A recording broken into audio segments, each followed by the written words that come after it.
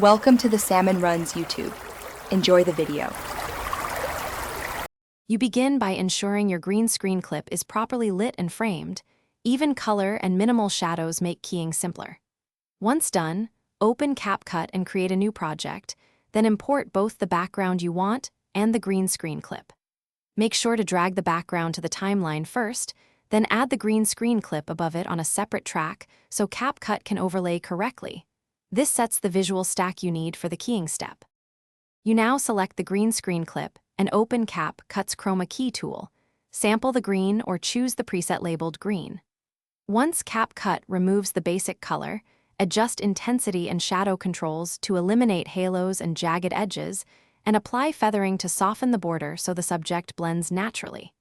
If bits of green remain, use replace /mask features and scrub frame by frame. Make sure to toggle the preview. Finish by color correcting the subject to match the background's warmth, exposure, and perspective.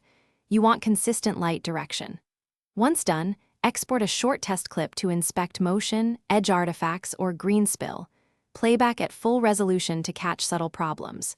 If you see flicker, leftover green, or harsh edges, rework your mask adjustments, increase feathering, or, if necessary, reshoot with better lighting. This single troubleshooting tip often fixes the majority of stubborn keying errors.